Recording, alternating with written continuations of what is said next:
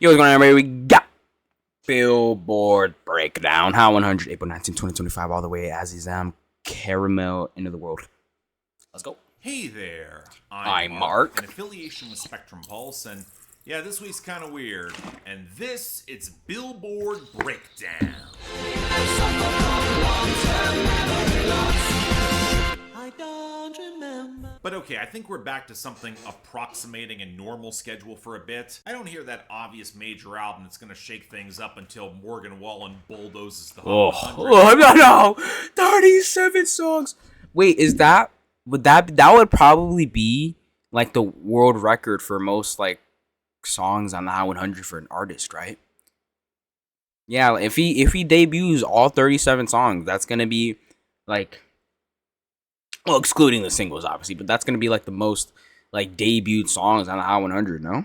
Appreciate the breather while I got it, but that's not saying there weren't some intriguing developments. Hell, on some standards, this wound up surprisingly odd, at least in terms of some of the bigger names making their returns and considering the songs. But before we get into all of those, our top 10, where for another week, Luther by Kendrick Lamar. And I do think the margins were a little close there. It was kind of shaky. It's still dominant and gaining on the radio, but it lost the top spot on streaming and didn't have that much of a sales push. It won on the very edge there. And I'm largely happy about that because this was the week that Nokia by Drake made its run at number 2. Winning out on both sales and streaming, it just couldn't close that radio gap. And given the Luther video will impact the charts next week, I don't see that changing. Hell, it overtook Die With A Smile by Lady Gaga and Bruno Mars at number 3 though. Not exactly surprising given how its streaming and sales have taken a step back and it spent the week wavering on the radio, but that leads to a fascinating new challenger, All the Way by Jacksepticeye. Zimmerman at number 4. We'll get into this debut much later on, but it's kind of fascinating how strong this came through from these two acts. Yeah, it is very weird because this is doing better than Broadway Girls, Stand By Me, and Whiskey Whiskey, which arguably had bigger artists on all of them compared to this one, but this one has the biggest debut. Very weird. Maybe because it's the best out of all of them. Quite possibly. I mean, people probably think this is the best out of all of them. Personally, I'm still going with Stand By Me. I think Stand By Me is better than this song, but this is still I think this is a good song for what it is. Cause you would think this would be kind of like mush, like I don't like Broadway Girls, I don't like Whiskey Whiskey. Like it would be like one of those songs. But no, it actually is like, it's not bad. It's actually not a bad song. And streaming. It's not bad. The radio hasn't Surprisingly. touched it yet. I'm not sure they know what to do with it. Even when it will inevitably fall back, it may pick up some momentum. We'll have to see. But it did leap past Pink Pony Club by Chappell Roan at number 5. Pretty solid radio run and stable streaming, helping it hold up, especially over a bar song Tipsy by Shabuzi at number 6, which God, go away. Streaming week. Please go away. Way out. Then leaping into the top 10 on some really strong streaming, we got Ordinary by Alex Warren at number 7. I'll admit this one surprised me. I thought it had better radio than it actually does, especially as it screams long-running adult alternative radio hits, but there is some momentum there, and given the worldwide traction, I don't see this going away anytime soon. And speaking of songs that won't go away, Lose Control by Teddy Swims pushed back to number 8, which is still stubbornly stable, if kind of declining a bit in all channels. And speaking of frustrating stability, I'm the Problem by Morgan Wallen held at number 9. More stable in the charts, not the emotionality. But it's seeing both streaming and radio gains. We aren't getting rid of this junk quickly, and the album's only going to make it worse. And to top things off, Beautiful Things by Ben God damn, what a terrible bottom half. Yet again, because the streaming won't die, people are somehow still buying this, and radio is not dumping it fast enough. Now that naturally takes us to our losers and dropouts, and we got a few bigger songs exiting. Bed Kim by Sabrina Carpenter will comfortably have its year-end list spot for 2025. But song's not bad. A bit tougher for 4x4 by You by Lainey Wilson, or Tweaker by LeAngelo Ball to snag spots as they exit. I'm surprised that lasted that long. Is that radio that has to be largely radio, tied to right? album For impact Tweaker. outside of The Giver by Chappell Roan, not really getting a lot of momentum, down at 40, as the radio has been really song is slow mid. to get on board. But from That's albums, why.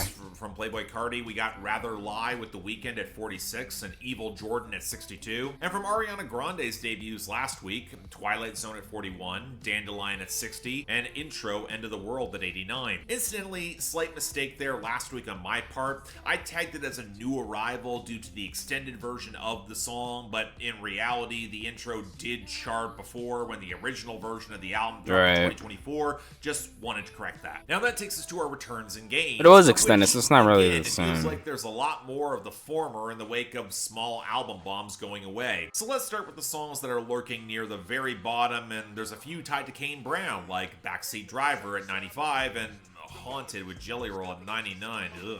Then there's K by Raul Alejandro and Romeo Santos at 100, alongside Por Esos Hoyos by Fuerza Regida at 98. And thanks to Big X the Plug making his top 5 debut, we got The Largest back at 92. Now the biggest return also came from a new arrival previously, Emergence by Sleep Token. Oh, really? A little shocked they're catching on, but we'll get to that more later on as well. But we really didn't have much in the way of gains here, with Raul Alejandro catching a little bit more traction with Que Pasaria, with Bad Bunny climbing to 85, alongside Morena by Net and Vega and Pesa Pluma off Wow, that cover last sucks. week to 83. Then we got a sizable boost for Am I Okay by Megan Maroney to 55. How long has this been here?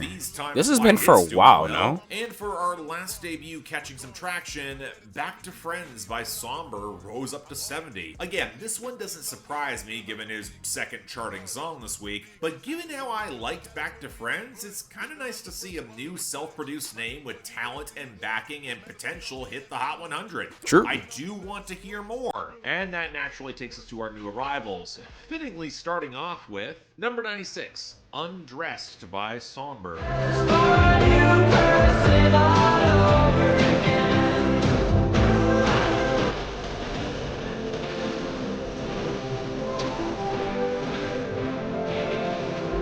So Back to Friends was the sort of song that showed a lot of promise with the sound design, the production, the hook, but it could also very easily show a singer-songwriter tilting into insufferable melodrama, even though he is young. So when I saw his next charting song had this title, I had a real sinking feeling, because I was in no way convinced that this guy could be credible as a direct heartthrob, at least not yet. And thankfully, that's not really here. In essence, it's playing much the same lane as Back to Friends. I thought he was gonna pull the John Mayer signals from partner, where he's got not over it all over his face, but this time the girl is very plainly moving on as she thinks that Somber is holding her back. Not gonna lie, that's a pretty credible observation, because the whining starts to test my patience when you get lines like, I don't want the children of another man to have the eyes of the girl I won't forget. Feels like we're really jumping the gun to the histrionics here. It's kind of crazy. Especially when on the hook, how he's talking about how he doesn't want to pretend if he's kissing some other girl's neck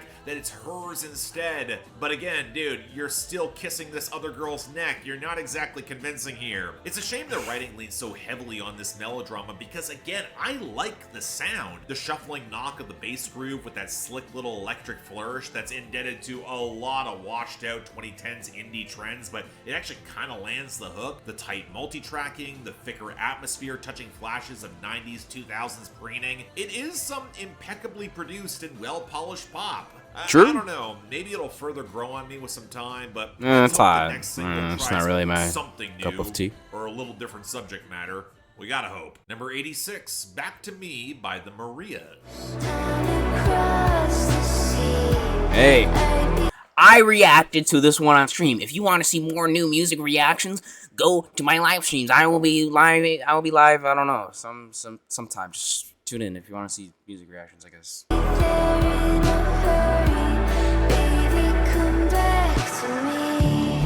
I like it. So after It's cool. No One Noticed a became vibe. the definitive sleeper hit of this past year, I was genuinely curious if the Marias would be able to follow it up. So I was pleased to see another song from them debut this week, And somehow we have Not Over It stretched over another track, and these washed out dreamy guitar phrases is a running theme. But I think the Marias stick the landing a bit better than the gauzy sweetness of the synth pulse. There is this slight unstable edge to how much they want this guy to come back, down to getting in front of his apartment, the most prominent emotion, if we're being real. You get the impression that this might be wishful thinking at best that they could reconcile. Granted, it's doing so by borrowing nakedly from Beach House's playbook the past 15 years, I see what you're doing, alongside some wonky, elongated stutters that seem to owe a lot more to the lightest of late 80s, early 90s dream pop that dabbled near alternative. But that's not exactly a bad thing either. I'm not going to claim this reinvents the wheel, but it is largely pleasant. I think it sticks the landing. Yeah. If the Marias are going to stick around, I can't really complain. Good song. Check it out. Number 68, Chest Pain I love by Malcolm Todd. I love I don't know where to go, so I'll lay here instead with my symptoms of sorrow. I knew him before he was famous.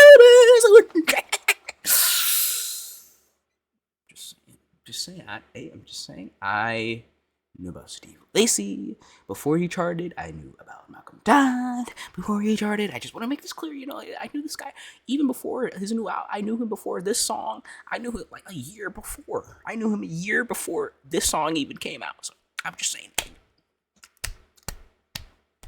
Just saying.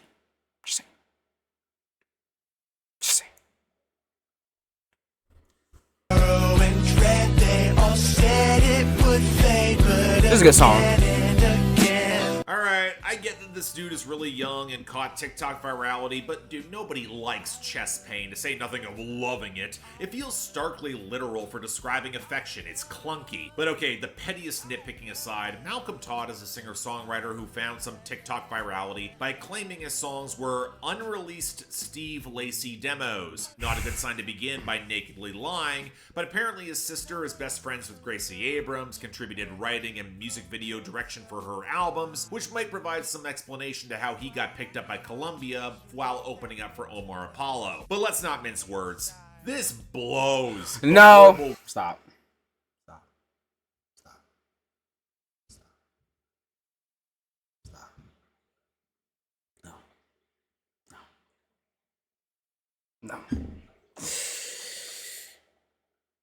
No.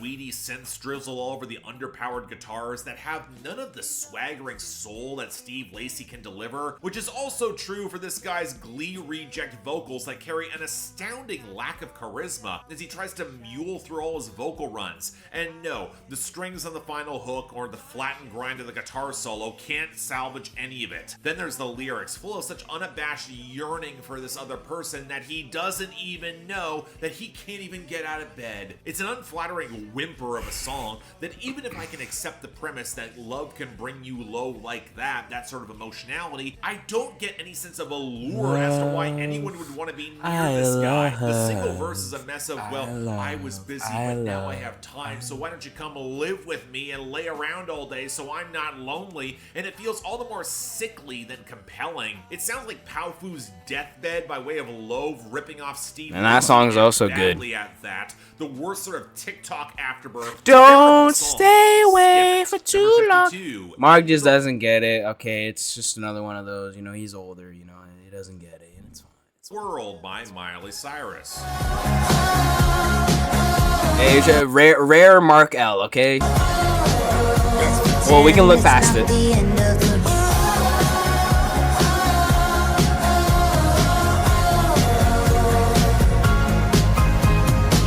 Thank God we're moving on to someone who actually has a compelling personality, albeit where I'm not sure where Miley was planning to go this time. She still has a lot of tangible celebrity and star power, but she didn't tour for Endless Summer Vacation, and Plastic Hearts came out mid-pandemic, so quite frankly, I had no idea where she was going to go next. So naturally the solution is to get Sean Everett and Jonathan Rado, both indie rock staples the past decade behind acts from The Killers to Wise Blood, from Always to Alex Cameron. And look, I'm not against this choice. With their windswept brand of glossy 80s synth-inflected indie rock, that could be a really interesting fit for I mean, I like the production of this song, but it's just not for me. And yep, there's a part of me that feels like they might be the wrong choice. Miley's sharper keening delivery fits in the 1980s, where she's center stage, she sounds raw, giving her all the proper space to vamp, and yet this doesn't Vamp? really do that. The soundscape feels Playboy Cardi reference. guitar rollick and the wail of synth gauze around the vocal multi-tracking and the chirpy ABBA-esque melody with enough ragged edge to fit her, but it's all a little bit too cloudy for her to cut through effectively. She's not centered I can see well, that. and I really don't care for the lyrics either. The whole globe-trotting, let's pretend I've never really liked Miley's vocals a lot, really.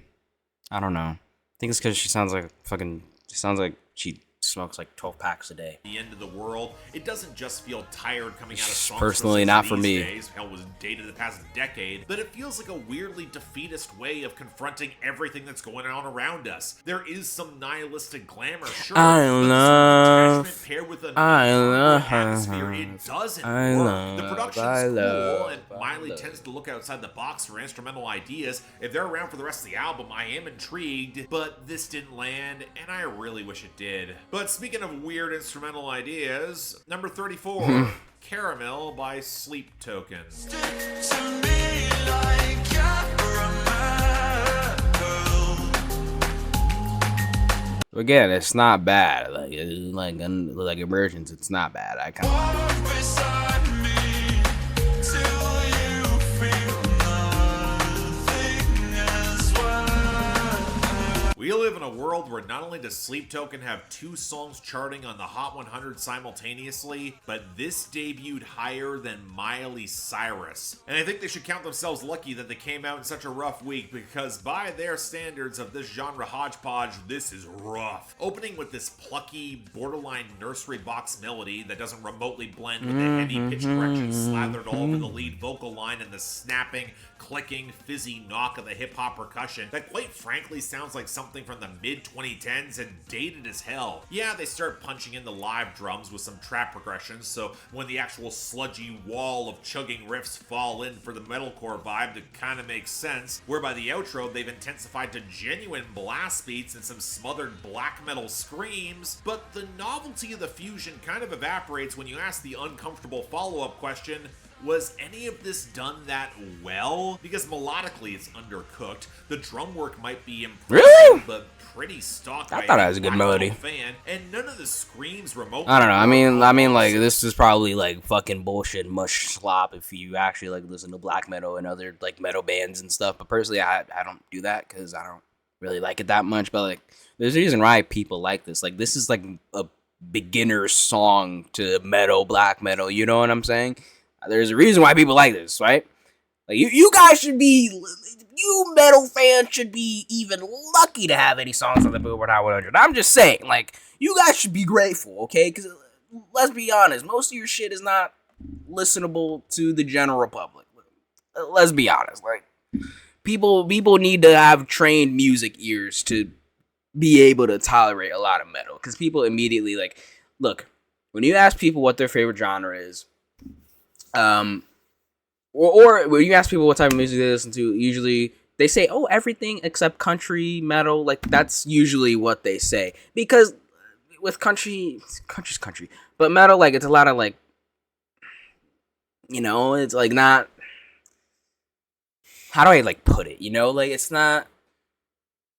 If a lot of people have radio ears, you know, like, they listen to a lot of this stuff... well, at least like softer stuff. Metal is definitely harder, and people sometimes can't really tolerate that. But this is a way to get people to fucking, you know, actually like have their ears trained and, you know, be able to listen and actually understand the metal. You know what I'm saying?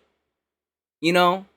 Am I wrong? Maybe I'm wrong. Who knows? Of the singing, any black metal fan will tell you just how difficult it can be to balance out some cleaner vocals with the screams and make it sound cohesive or coherent or not embarrassing. And Well, embarrassing to black metal fans, which is like 0.0001% of the population. This doesn't even get close. For as much as the singer draws on R&B, there's no convincing soulful intensity, and the auto-tune doesn't help. Granted, some of that might have to do with the content, and okay, it sucks that they're in. I mean, like, come on, like, there's a reason why there's all these rap and country fusions, because a lot of people like rap, they don't like country, but maybe, you know, they'd like more country stuff if they see a little bit of the countryside, but still also have that rap element. You know what I'm saying? Like, it's kind of, this song is basically like all the way, but just with different genres. You know what I'm saying? Like, kind of more like an intro to a genre that you may have not liked before, but maybe gain the possibility of liking by listening to more of a different constructed version of it. I don't know. It's kind of hard to explain. Anonymity gimmick has been spoiled by way too much publicity and fans trying to goad reactions from it, which absolutely fits in the proud tradition of entitled shitty fans who lost any social decorum post-pandemic and behave like absolute cretins who should be banned from all concerts until they grow the fuck up and learn how to behave themselves in public. And adult fans are included there. But for as much as Sleep Token have built up this iconography and grand narrative in their music, it's kind of weird to hear something not only self-referential, but in a borderline rap cadence making a Devil Wears Prada reference about the hellish experience of fame. It shatters any sense of immersion and winds up sounding kind of petulant, even if that's unfair, especially when they're trying to come off as magnanimous, or if folks don't know any better, they of course understand. So yeah, to me, doesn't work at all. It's mediocre to outright bad. I'm not gonna recommend it. Sleep Token aren't for me. What can I tell you? Number 28, Azizam by Ed Sheeran.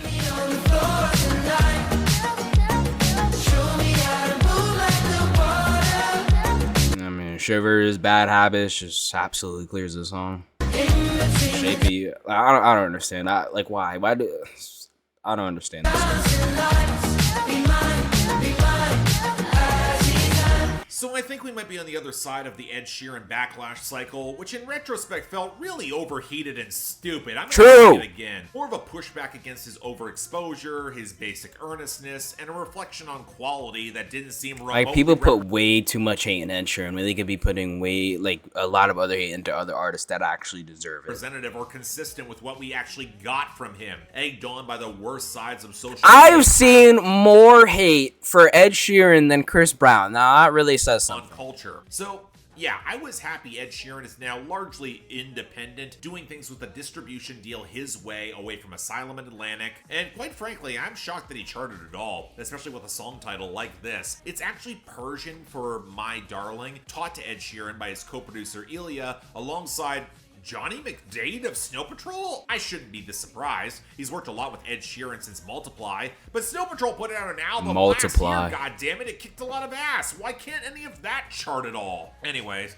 when it comes to radio singles that Ed Sheeran's pushed, this is definitely in the better tier. That bass line's got some credible muscle alongside the rattling acoustics and sharp fizzy percussion, even if I'm cooler on some of the wiry synth flourishes and how compressed Ed Sheeran's multi-track vocals sound. I've never been against him playing more in the pop game, but if this had dropped in the late 2010s or very early 2020s, down to the composition prioritizing the drop, would anybody have really noticed? Would it have stood out? If I got a larger issue in that, it's probably the lyrics. Not that they're bad for this sort of dance floor fun, but outside of the word Azizam, they don't really have a flourish that can make it feel like a more distinctive Ed Sheeran song. So it comes across a bit nondescript or underpowered. So yeah, even with my spot I get for that. Ed Sheeran, I think it ultimately lands on decent.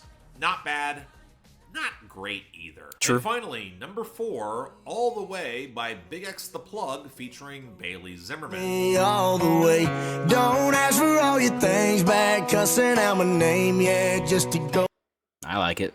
That's nice. and take back what I feel you say. it's Honestly, fused pretty well. I'm legit shocked it debuted this high. I knew Big X The Plug had real organic groundswell, and Bailey Zimmerman has enough solo hits to be considered as more than just a Morgan Wallen ripoff, especially when many of those hits are considerably better than what Wallen's releasing these days. But to break through at number 4, this had to be something special, and, you know, I'm not sure it fully is, but I certainly appreciate it a lot more than whenever Morgan Wallen hops on a rap song, as this probably resembles Whiskey Whiskey by Moneybagg Yo the most. But it's also way better, and let's start start off with the True. production. Getting Bandplay and Charlie Cooks to keep things largely in-house in a rap space gives us more of a proper trap foundation with much better mixing and mastering overall in order to support that somber acoustic guitar and pedal steel. It avoids the big issue of a lot of modern country trap done in Nashville with producers that sound like they need that sound explained to them. Moreover, it actually feels cohesive. Bailey Zimmerman can handle this sort of messy, it's goddamn over breakup song effectively, and Big X the Plug's storytelling instincts let him actually build off that. He's able to paint a more layered picture around this breakup in his own regrets of getting too invested,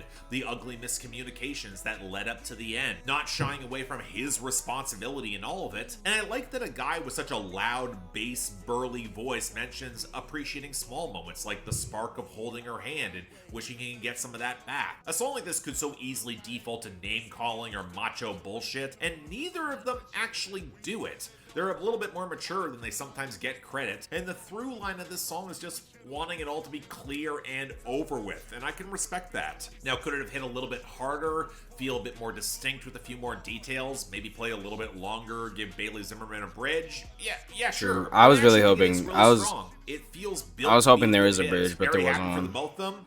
Very good, if not great.